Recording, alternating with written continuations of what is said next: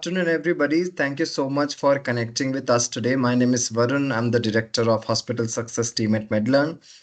Uh, Thank you so much, everybody, for joining in today's session.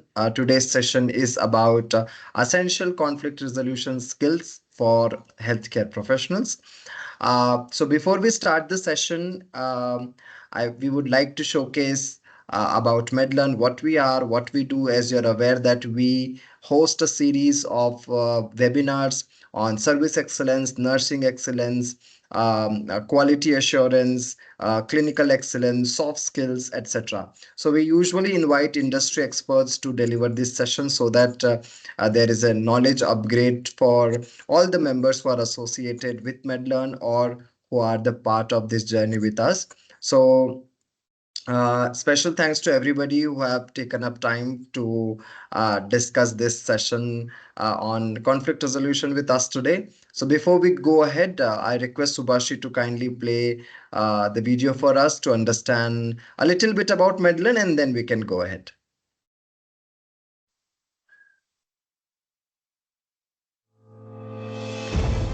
Hospitals work round the clock to serve patients. Being at the center of the action, hospital physicians and staff must confront every situation and every challenge. They must also keep up with evolving health needs and knowledge through ongoing comprehensive training programs. What they need is a promising solution to ensure a continuous learning journey. In today's world, technology is transforming life. Be it taxis, food delivery, everything we need is at our fingertips. Education is also going through a transformation, and we are at the forefront in the healthcare industry. Medlearn is a comprehensive learning, training and skill development platform incubated at Impel-SIS in India for healthcare professionals to attain the right mix of content, learning and skills that help them throughout their career. The platform offers a wide variety of courses that enable hospitals to meet their employee training and development needs in areas of quality compliance, soft skills and induction. The platform is designed in a way that it enables easy tracking of the real-time status of their learning progress. What's unique about this platform is that it's accessible anytime, anywhere. Quality learning literally at your fingertips. Hospitals can now assign courses and track the competencies of users on specific topics with Medlearn's intelligent assessment tool, which gives them better administrative control. Its superior courseware helps hospitals provide standardized care and bridge skill gaps at every level in the organization. The healthcare professionals will also become more efficient and empowered when their learning journey progresses with ease and at their convenience. Let us unite to improve healthcare in India by spreading knowledge through technology. Medlearn. Better prepared for better care. Thank you, Subhashri. So, if you want little more detail about Medlearn and its offering, what all we are doing to transform the learning landscape in the healthcare space, you can reach out to us on the details mentioned in the chat box. So, Subhashri would be mentioning the details. You can reach out to us through our LinkedIn, through our website, etc. So, let's get started. Let's deep dive into the conflict resolution skills, understanding what are conflicts. We would be understanding some framework today, framework to understand the stages of conflict.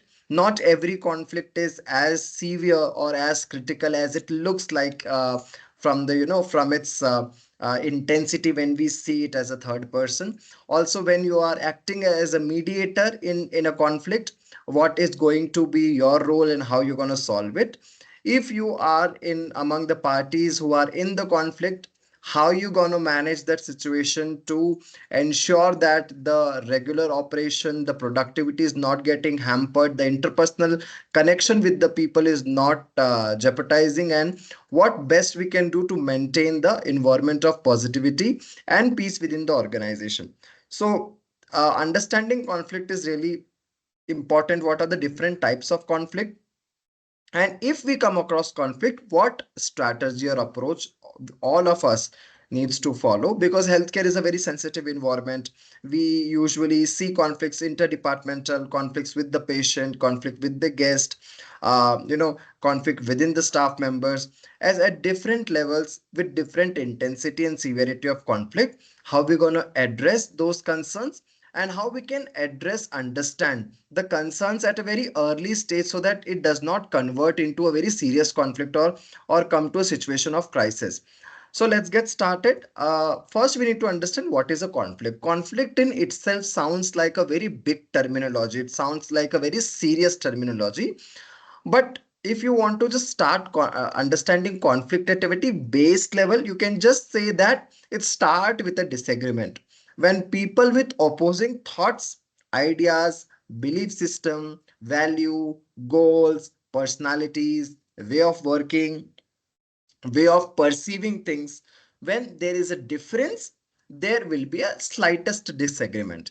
So today we are not going to learn how to manage conflict, because we try to manage the things that we want to sustain in our lives, right? We manage our finances, we manage to stay positive, we manage our health. We do not have to manage conflict, we have to handle conflict well, and in such a way that in similar cases in near future we do not face similar challenges, similar conflict. Because uh, you know uh, fortunately or unfortunately, we have the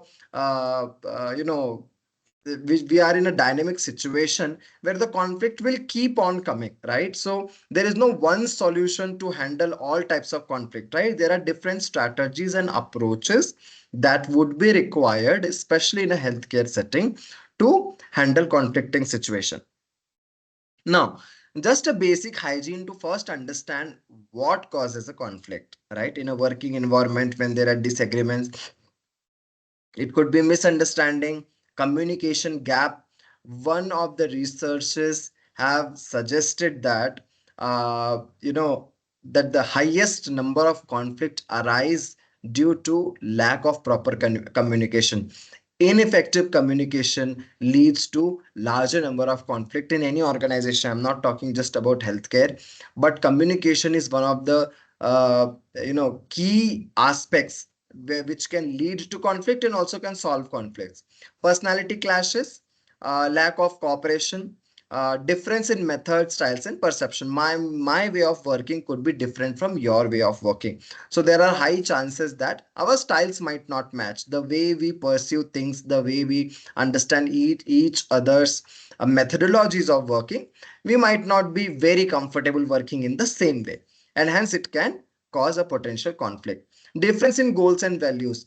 So in hospital, there you might have heard leaders mentioning a lot of times during the huddles meeting, general meetings, annual events, that our common objective is patient care. Why they keep on emphasizing on that? Because if we are working in hospital, all of us needs to have only one objective, is patient satisfaction, enhanced patient experience, and improved patient care. We all should have one goal. We cannot operate on multiple goals. Of course we might have our own departmental KRAs, KPIs, OKRs, but eventually it will all lead to one common objective, that is patient care and patient centricity. Unresolved workplace dissatisfaction. So if we are asking if there are like dissatisfaction or disagreement in the staff members, as supervisors or as leaders, if we are trying to just ignore the basic tension that is coming between the staff members, we are belittling somebody's problem, that, oh, come on, this is a very small issue, please don't raise it to HR, please don't write letters, please don't go it to other departments and discuss about the departmental issues, right? So when we keep it unresolved at any level, from a junior to senior level or mid senior level, it can ultimately create a conflict. So small dissatisfaction can lead to a bigger conflict. Criticism, lack of support. So criticism is okay. I mean, criticism should be replaced with constructive feedback. But in absence of a constructive feedback, if there is lack of support, if there is only criticism, people feel that the sense of belongingness is not there. And when they do not feel very comfortable at workplace, when they feel that their voice is not being heard, their issues are not properly addressed, the situation arises when the small disagreements and dissatisfaction leads to a conflict. Too much task interdependence. So even if I am working in, like for example, department of pharmacy, I have a lot of dependency with people at the procurement. I have a dependency on nurses. I have dependency on other pharmacists within my department. So whenever the tasks are dependent on the other person or other departments, there are chances that there is a slightest margin of a conflictuation. So that's why when in hospital, when we talk about interdepartmental trainings, interoperability, right, cross functional trainings, all these are nothing but ways to reduce the task interdependence so that people can empathize with others work also, and they are aware about the overall hospital operation. So I should not restrict my knowledge only to my department. I should also show interest, and HOD should take the ownership here, that cross-functional training should be conducted at least once in a quarter. People should be cross-trained in other departments of the hospital also once in a while, so that they understand responsibilities also. They can understand how tasks are designated in other departments also. Other than this, they will get a deeper understanding of the entire healthcare environment and setup of that particular hospital. Poorly defined roles and responsibilities, people are not aware about what exactly they need to do, what is exactly expected out of them. Their responsibility areas are not defined. Everybody is doing everything. So just a small example, if you might have seen that nurses, there is an assignment register, or nursing in charges, they assign the task to specific nurses working in ICU, emergency, cath lab, OT, dialysis, chemotherapy, etc. Right? So they define the role. So when there is a role clarity, the chances of conflict reduces. But when people are not very clear, people are not given feedback, there are no areas of improvement, there are no regular trainings, there are high chances that it may lead to potential conflicts and feeling of negative competition. People feel that there is a nervous energy in the department. People are not feeling appreciated, they are not motivated to take new challenges. They lack innovative approach, they don't have the design thinking mindset, they lack empathy towards the patient, and all the focus is to, I can perform better than this particular person. If there's that negative conflict, competition, our focus from the patient care will definitely get diverted, and it may ultimately lead to conflicts. So these are a few of the many causes of conflict. But as we are discussing conflict in a healthcare environment, these are the common causes that create conflict in a mm, healthcare setup. Now, stages. Bigger conflicting situation cannot arise overnight. There are stages.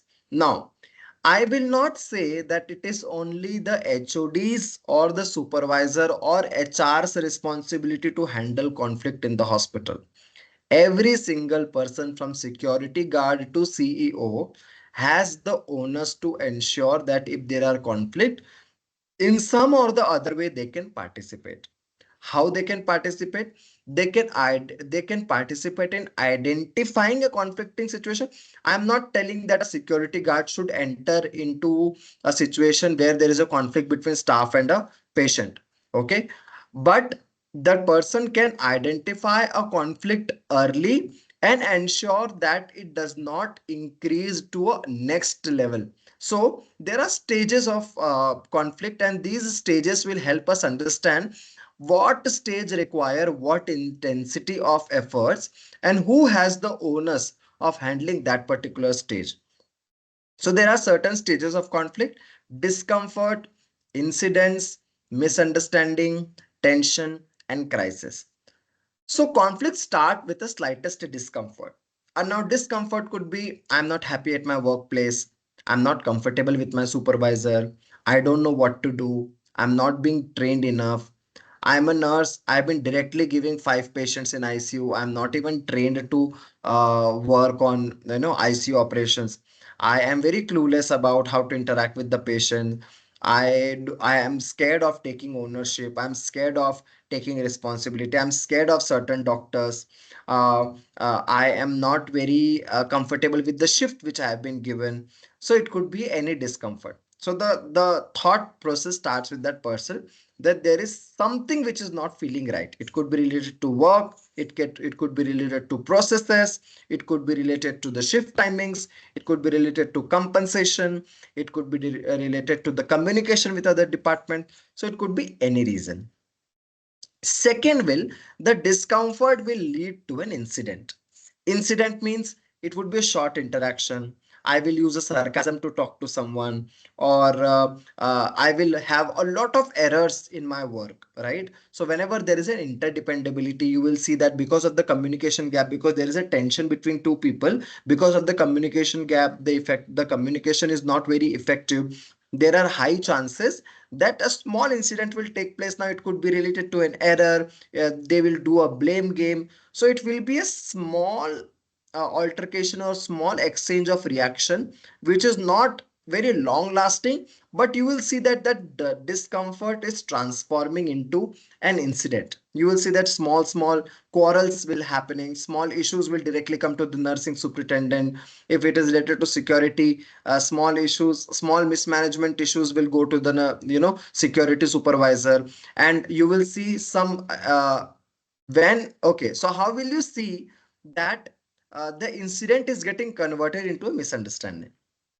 The best way to identify that, as departmental members, because team dynamics plays an important role in handling the conflicts.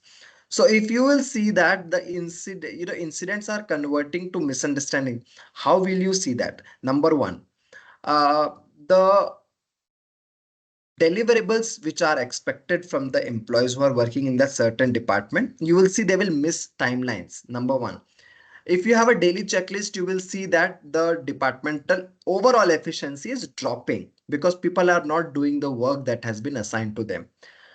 Number three, you will feel that people are not feeling motivated to work in the department. They will feel that their main motivation will start dropping. There will be more quarrels. There you will see that there is a situation of chaos. Another thing that you will notice here between misunderstanding and tension, that the escalation will bypass hierarchy. Example, if there is an issue with somebody who's working at the floor coordinator, who's working in the operations department, the person will not discuss the conflict with the HOD. It will directly go to the HR, or it will directly go to the CEO's cabin, right? So the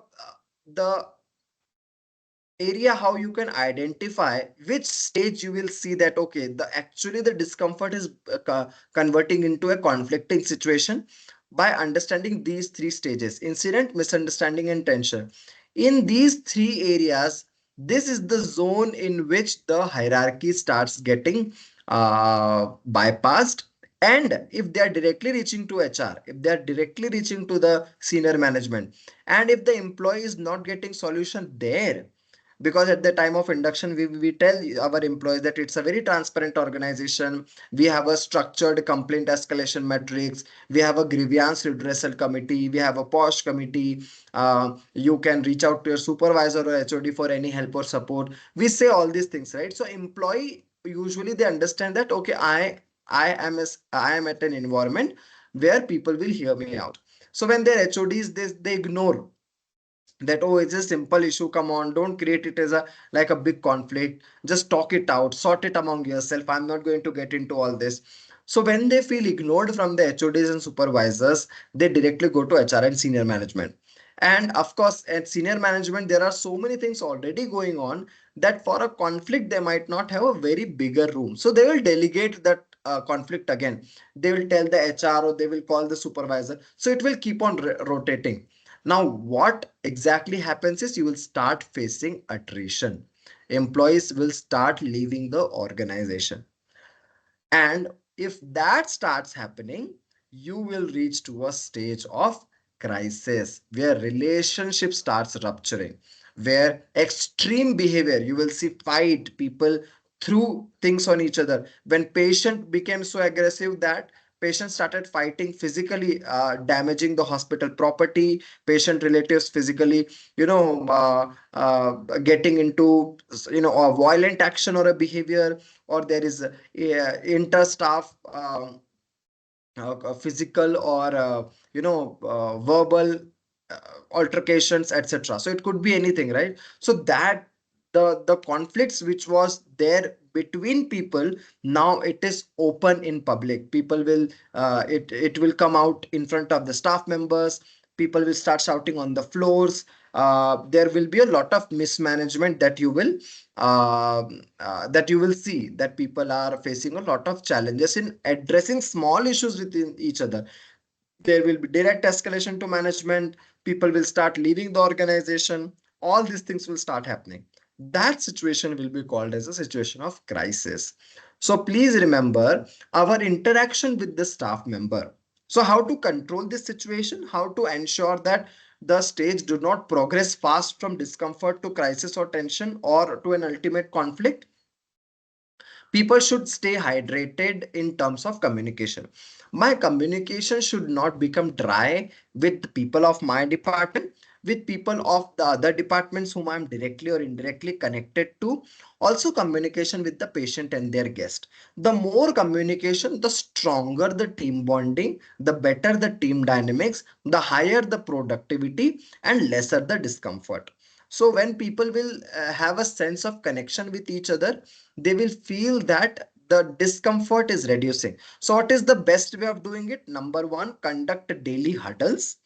Number two, conduct interdepartmental meetings. You can decide on the frequency based on number of departments that you have in the hospital. What is the employee size? All you can decide. But I'm not telling that the ownership should be with HODs. Every single person in the hospital or a healthcare setup should have the responsibility to ensure that there is prompt communication, there is effective, transparent communication among the staff members. Okay. Now, we will just have a quick, I mean, this is the part of theory. We will also focus on some practical aspect, but there are certain elements which I want everybody to just go through once for the, a matter of hygiene, that we all should know the base foundation of understanding conflict stages and what strategy might work. Then we can go to simple daily conflict management tips. So I'm also going to give you, if there are like small conflicts to medium conflicts to bigger conflicts, those strategies and tips you can remember and you can apply in a conflicting situation, and I believe you will be able to address any smaller or bigger conflict. So types of conflict, it could be intrapersonal, interpersonal, between two groups, or at an organizational level. Now, what are the sources? And intrapersonal, it could be because people have different motives, their needs are not aligned, and their mindsets are different, right? So at that time, SOPs help, because people, it helps people to get aligned at the workplace. They know that there is a specific standard they need to work on. So SOP, checklist, daily operation parameters, certain metrics, indicators, these helps to have managed the intrapersonal conflicts, because everybody has a role defined, they have a task defined. There are no challenges in understanding the mindset of each other, because you need to follow a structure to operate on. You do not have to opt anybody's strategy, right? Management setting, which also involve a clear definition of roles, workplace standards, etc., departmental protocols, departmental SOPs, manuals, reference documents, all that. Interpersonal will be very easy: disagreement, differences, change in perspective. To understand that, I would strongly suggest there is no hard as such management strategy. Communication can solve very easily the levels of disagreement. I, as a person, when I also have a team, I do not mind disagreements. There could be chances that people might feel different. Their understanding, because of their different upbringing, their different educational or official backgrounds, there might be chances that there could be differences in the mindset. but at the same time it can be only solved by effective understanding each other's mindset and empathizing properly. Intergroup, when there are difference between two groups, you will see that there is a blame game happening, there is competitiveness, which department is better. Every department wants to stay errorless, every department wants to express that there are no errors from their team, the fault is from the other team. The authority status, hospital sometimes staff come across the status issues also. They cannot say anything to doctors because doctors are the pillars, nurses are the backbone. So the entire skeletal, everybody is trying to fit at every level, but sometimes of the level of authority or the power that a person have in hand, because of that the participation reduces, the team bonding gets weakened. At that time, team bonding activities must be established within interdepartments. Interdepartmental meetings should be conducted. And at an organizational level, when you will see that there are conflicts at different levels in different departments and everybody is in conflicting stage, at that time hierarchy should be clear. There should be effective complaint escalation and communication model people should be aware about. If there are any operational challenges, what are the standard guidelines that is supposed to be followed when certain conflict arises. So at an organizational level, institutional goal setting is required so that everybody can see. That's why you might have seen that leadership at the time of induction or any event, they focus on vision, mission, core values, vision, mission, core values, so that everybody speaks the same language and everybody is adhere and aligned to the institutional goal setting. Now, some conflict handling tips we will quickly have a look. Not every conflict is bad. Sometimes differences can generate new ideas also. So please, whenever there is a disagreement, don't panic. Don't feel that the situation is getting out of control. Don't feel that people are fighting. If it is the slightest disagreement, you can create an open forum, ask people to keep their ideas, empathize with each other, where are they coming from, and appreciate their opinion. Not every conflict leads to a situation of crisis. It can generate ideas also. So don't confuse brainstorming with conflicts. Second, most of the conflict can be solved just by communicating properly. That what just we were discussing. Don't delay conflict. Also, do not close conflict on emails, calls, WhatsApp messages, putting something on the group that from tomorrow nobody will come to HR to discuss these issues, or every conflict should be documented from here now. Don't generalize. Try to treat every conflict as an opportunity to understand the person better, and don't tag it as a conflict. It could be just somebody's trying to share a concern with you. So even if a conflict comes to you, don't try to just address the conflict on emails or calls on WhatsApp. Try to physically meet the person, bring two parties together, put it on the same ground and see and how the interaction happen if possible. Don't delay the conflict resolution, act upon it as soon as possible. So whenever you feel that something has come to you for your addressal, when I say you, it is not just HODs, it could be at any level of employment, right? Ensure proper feedback mechanism, prepare team to stay open to any type of feedback. Now, sometimes when we say we are transparent, people might end up saying things which could be insulting for the other person, which a person might take in a wrong way, which a person might take in an offense, right? So you have to train people how to give constructive feedback. When a person is trying to suggest something or being very critical, the tone and the structure of language or statement might go up and down, which make the other person feel that, oh, he or she might be sarcastic, the tone was not right, maybe he's trying to delegate me his work, or maybe he feels that, or he or she feels that I'm not very good at my work. So there is a proper way of handling transparency also. So when you are giving the right of transparency to your employees, you have to ensure that there is a right way to be transparent. You cannot just be openly out about what you think, right? It might end up making the other person feel bad. Now, focus on conflict resolution rather than changing people. So resolve the conflict rather than you have to change this habit.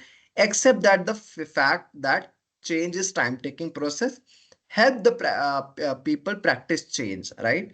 if I do not like working with XYZ person, still both of us are given one shift, right? So rather than asking us to change our behaviors, help them how they can collaboratively work and uh, get into a smooth departmental processes. When they will see that their combined energy is converting and shaping into something new or effective, they will see that their tension between them is reducing. Collect the facts instead of proof. Don't say I have a proof against you, this as person has given me letter against you. Sometimes we do not require a proof just to handle a conflict, right? Not every situation will have a proof, right? As somebody said something to me on floor, I might not be recording it that time, right? So I might not be having proof, but if there is a disagreement, ask the parties to discuss it out in front of a mediator. Whenever you are acting as a mediator, start neutral and try to end neutral. Don't jump on conclusions. Okay, hear both the parties out who are in a conflicting situation, and ask them to ensure that they are not emotionally charged. When we are high on our emotion, when we are very angry, we might take certain decision or say something hurtful to the other person. Even if there are no issues, even if there is a very happy place, still conduct town halls, open interdepartmental meetings. Even if there is nothing to share, ask a team to complement each other, ask a team to appreciate each other. It will strengthen their employee bonding. Don't deal a particular type of conflict in the same way. Whenever the conflict comes to you, don't give them a form to fill, that okay, first fill the form, I will do the RC of what is exactly the conflict is. You cannot have same rules to solve everybody's conflict. There could be patient related conflict, there could be conflicts which related to the employment of the person or comfort at workplace. So you cannot have one size fit all. You have to have different strategies to handle different types of conflict. Keep changing the conflict resolution committee, very important, very critical. If you do not have a conflict resolution or grievance redressal committee, you should have a grievance redressal as a NABH mandate. Even Labor Office, they have emphasized on the importance of a grievance redressal committee. The members should keep on changing at specific duration, because multiple members at a mid senior stakeholders needs to be there in the conflict resolution committee, so that people also feel comfortable, there are no biases, and the hospital members who are newly joining the hospital, they also feel comfortable in sharing conflicts and disagreements, dissatisfactions, etc. Address the conflicts in three major perspectives on three levels. Surrounding affected, with that conflict is the surrounding getting affected, level of responsibility, and time and resource involvement. You solved the conflict, but it keeps on arising again and again. You spent 1 week in handling a conflict, but after a month it repeated again, right? So we have to ensure that the conflicts are solved. Even some conflict resolution might take time, but during that journey, what is our responsibility as a team member? Because we all are good team players, I'm sure. So as a team member, what is my responsibility? To maintain the health of my department, right? So even if there are no issues, keep meetings. Even if there's nothing to share, ask people to compliment. If there are complaints, suggestions, ask people to share it in a structured way, so that people don't feel criticized, people don't feel attacked, people don't feel that okay, I am feeling separated from my department, people are complaining about me. Also appreciate the good thing the person is doing. Focus on conflict resolution rather than changing people. Collect facts, and then you have to reach out to a conflict resolution strategy. So attitude matters. Even if you feel that you have solved the conflict, does not necessarily mean that the conflict is resolved, right? So assumption should not be made that I think we have solved the conflict. No, these are the four ways of checking the attitude: negative, positive, positive, negative, positive, positive, negative, negative mindset of people. I am okay, you are not okay. Not a right way, right? I'm not okay, you are not okay. Situation needs addressal. I am okay, you are okay. That means we have reached a common ground where we both have shared our perspective, empathized with each other, understood each other's requirement, and we have found a middle ground. I am not okay, you are okay. So when I am okay, you are not okay, these two areas there is an imbalance, that only one person is getting benefited from the conflict resolution and the other person is not very satisfied with the conflict resolution approach. So both the parties have an agreement on the conflict resolution which was being given to them. That should be the prime approach. So these are some models to understand the big five trait. You might have understood that there are big five factor model which you can develop, which is openness, conscientiousness, extraversion, agreeableness, and neuroticism. So all this we will get to understand with a small tool which will help you understand your mindset and behavior also, which is known as a Zohari window. So a Johari window is nothing but a self-reflection tool. Okay, you all can make this Johari window. It is nothing but it has four quadrant. One which talks about what we know and what they know. That means my qualities, my attributes, my personality personality aspects which I know and other people also know about me. So when you talk to people, you will get to know what others think of you. Is there anything that is supposed to be changed, or there is something alarming about your personality, which a lot of people are mentioning? You can take this opportunity to change. That's why interaction is given the high importance. Second, what we know and they do not know. uh, it could be example of knowledge, right? I have knowledge about something and I feel that other people they do not know about my style of working or the knowledge that I have. I can conduct knowledge transfer session, or I can tell them that this is how I like to work. If there is something which I need to change or adapt from others working style, I can do so. Third is what they do, what they know and we do not know. Sometimes people are assessing your personality, they are observing, but there are chances that you don't know about yourself. You have not noticed that subconsciously you are acting in that way. Subconsciously you are aggressive towards patient relatives. Subconsciously you are not paying attention to details, but others might have noticed that about you. Let others give you uh, feedback to improve, so that you can gel with the working style, you can improve, and you can be uh, productive and effective.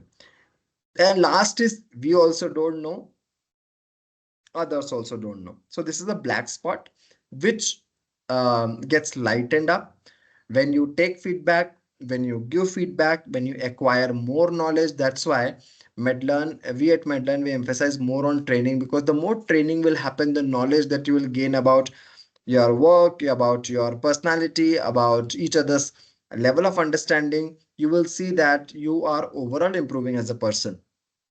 Not only just at your workplace, but you will see that your departmental overall productivity has improved. Now, there are certain styles of conflict, right? So this is known as the Thomas Kilmann conflict model, which I was also mentioning that we would be discussing certain models also. So we talked about the stages of conflict. Now we are talking about the uh, one model which talks about what are the different styles we usually deal a conflict with, right? Competing, collaborating, accommodating, avoiding, and compromising.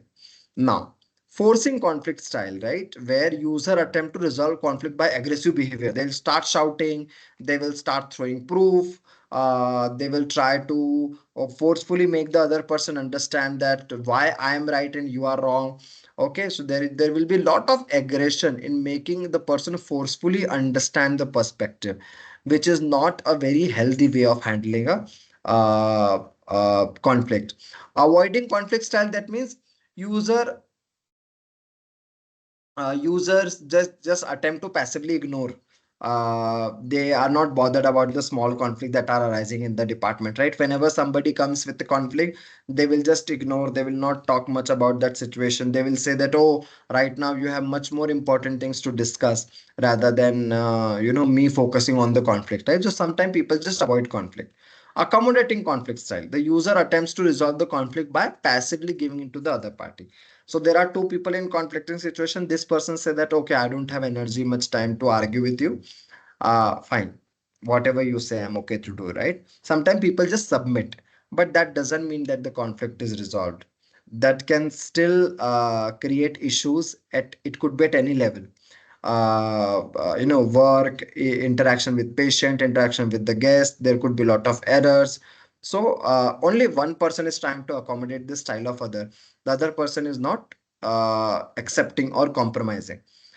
User attempts to resolve the conflict through an assertive give and take concession. So in compromising, both the people, they are somewhat okay, partially okay with each other's understanding of that conflict. They understand each other's behavior and they compromise. This person also will understand some part of the issues with which the other person is facing and vice versa. But in collaboration, user assertively attempts to jointly resolve the conflict and reach to a conclusion. Both the agreeable parties ultimately decide that, okay, from now onwards, we both are going to change this, bring this to our attention. Okay. Now, if you want to do the root cause analysis of a problem or of a conflict, you can do the 5 why technique, right? So 5 why will help you understand the root cause and understand the what measures that can be taken to help that person handle the conflict better. So suppose a person resigned. Why the person resigned? Because he was not happy working in that particular department. Why he was not working happy working in the department? Because the person was not clear about the roles and responsibilities. Why the person was not clear about the roles and responsibilities? As let's say, because there was no proper training given to the staff member. Why there was no proper training given to the staff members? Because of lack of supervision, the supervisor was not available. Why the supervisor was not available? Because as soon as this employee joined, there was a change in supervisor duties also. There was a change in leadership also. Some new supervisor joined who was actually taking time to fix in the system. And that time the similar conflict happened. So that person didn't have much time to actually help the already established conflict, because the focus was on settling down, right? So the 5 why can actually help you uh, go to the root cause of a conflict. Now, talking about conflicts arising with the patients or the guest, why are they angry, right? You will see that the conflicting situation, they will be angry, they will not be very satisfied, they will be shouting, they will be dissatisfied, right? There will be aggression. You will see why. The top 5 reason is when you are not ready to own up. When you will divert the blame, you will say, oh, this is not me. Oh, I don't know whose responsibility is this. I have already informed the department, that is not my job. When the client is hampered by personal problems. In the hospitals, guests are already suffering from a lot of issues. In that, if we'll try to give them, this attitude that, I'm already going through, there are a lot of things I'm handling in the hospital.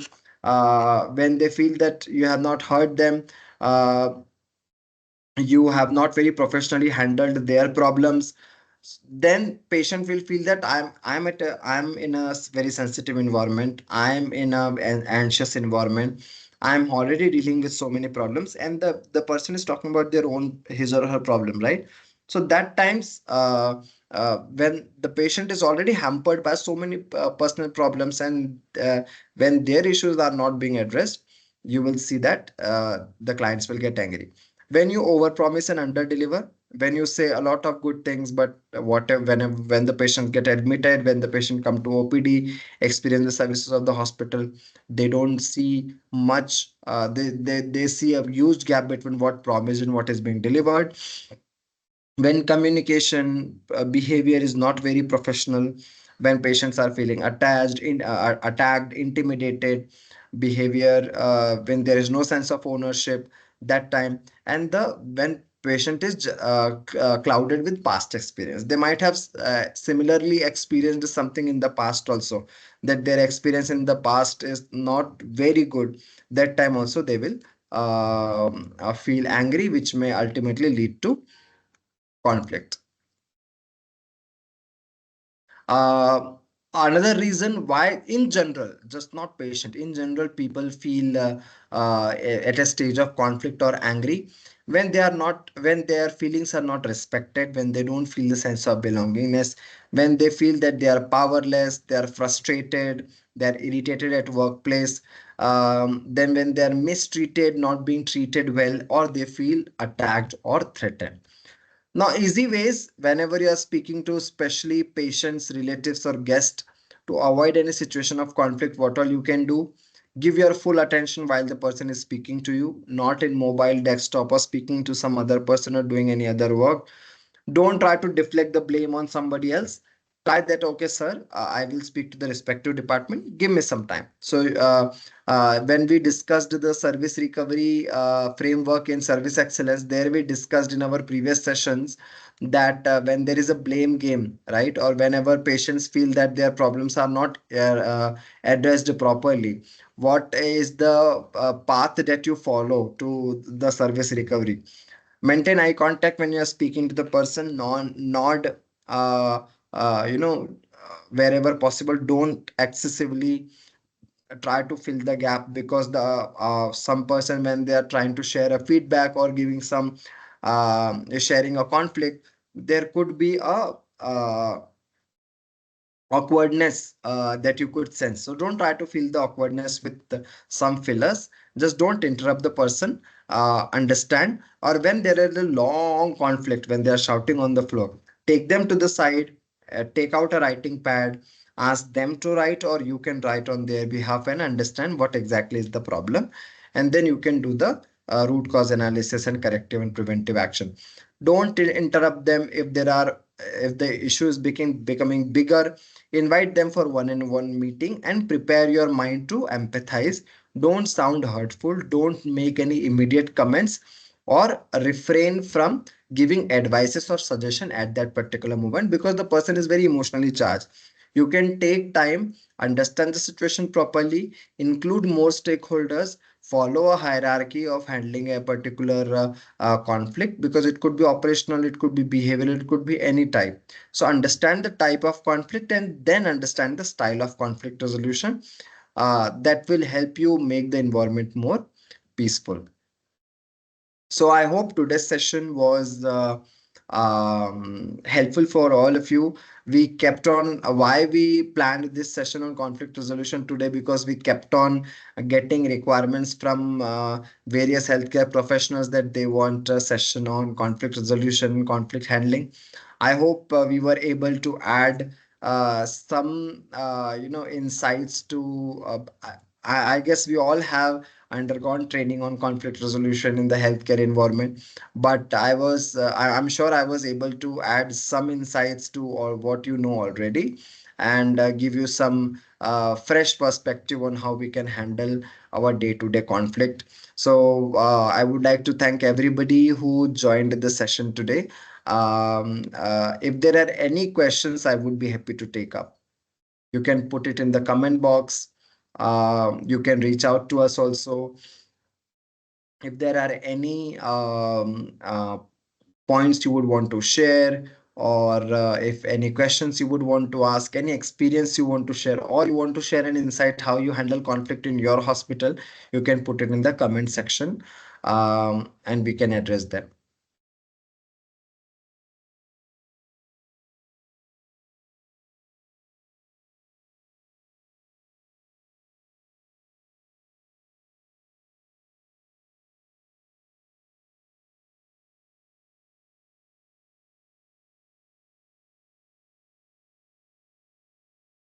So you can reach out to us on info@medlearn.com, or you can visit our website to www.medlearn.com for more details. And stay tuned for our upcoming sessions. We look forward to have similar interactions with you, and looking forward to such amazing participants in our upcoming sessions also. I wish you all a great evening ahead. Thank you once again on behalf of entire Medland team to all the participants, those who have joined. Thank you so much.